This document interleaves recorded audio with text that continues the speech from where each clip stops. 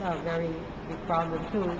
Will that be resolved in 2 years or a new generation of children of the warlords? Okay, the warlords exist because they're coddled by government. Okay, so it's very clear in the case of Ampatuan.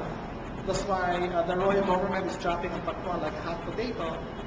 But there have already been studies in the last, since 2007 specifically, showing that billions of pesos flowing into arm was not actually being used for the benefit of the people. Now we see where it went, right? Arms, private armies, and all of this.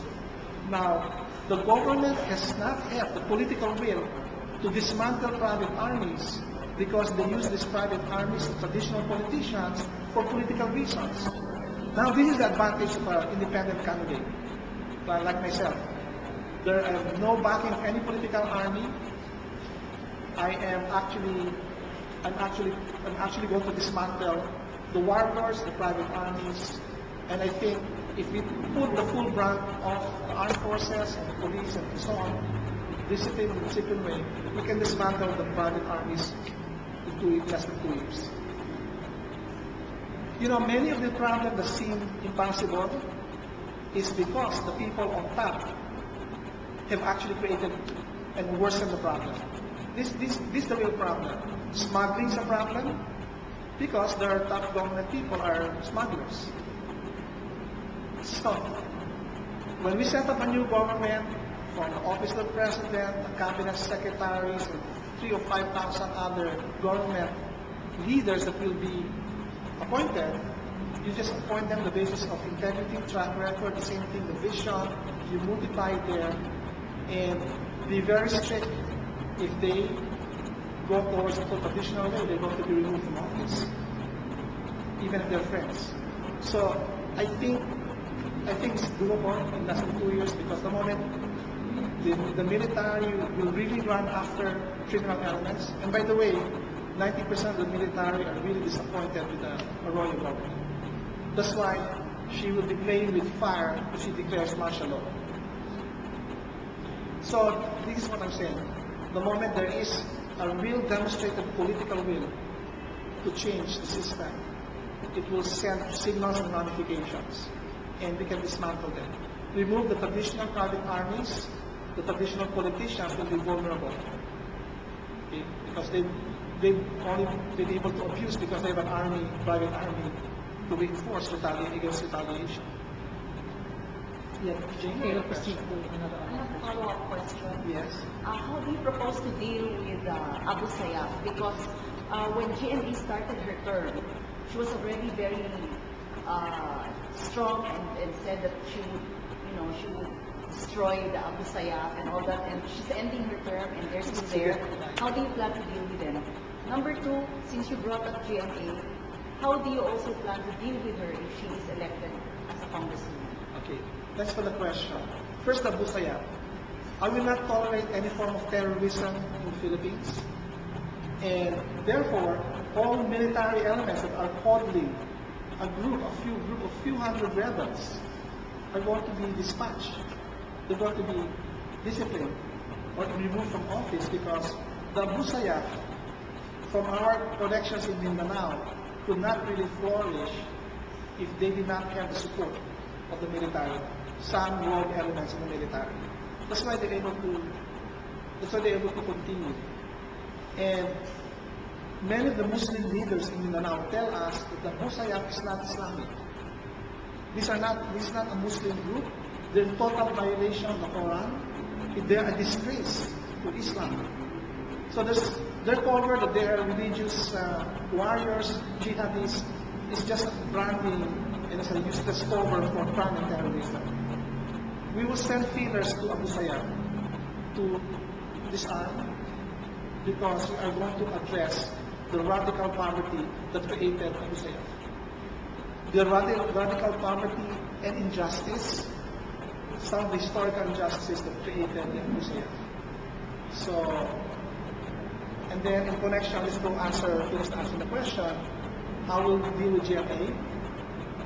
First of all, during this campaign period, In my sorties in Pampanga, I will try to clarify to the Pampangueño, people potentially supportive, that it is, you are harboring a major disaster in the making if you put Arroyo back. A president who's so unpopular, who for me is illegal, because I really believe that the Garcia thing is unresolved, and somebody who's totally abused a lot of Filipinos all these years.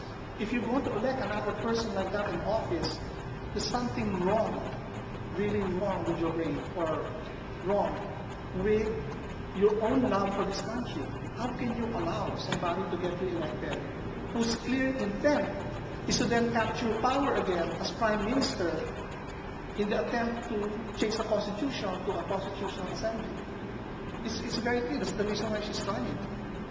So, even before there, and let's say she succeeds, then we will have a very interesting time because she's the head of Congress and the executive branch will, in a sense, change positions. She knows the powers of the presidency. The only thing that she did, she really abused it to the hilt and even went beyond, crossing boundaries between the legislative and the judicial. So there will be a constant, the office of the president will become an office to actually then argue against any transformation of government, especially with Arroyo around, trying to capture the prime minister's position in a changed government. I'm really passionate about this because I think she's really a traitor to this nation. These are very strong words. Yes. Yeah. I'm open to charter change via a constitutional convention maybe 3 years after the elections. Not as a kind of thing you immediately do it. You don't really instill instability. People's minds when, you're trying to start off with a new government or starting talking about changing the whole government. So maybe 3 years after the line, when there's no political season in connection with the leadership at the presidential level, and by the time people are going to see a very different kind of government, they might change their minds.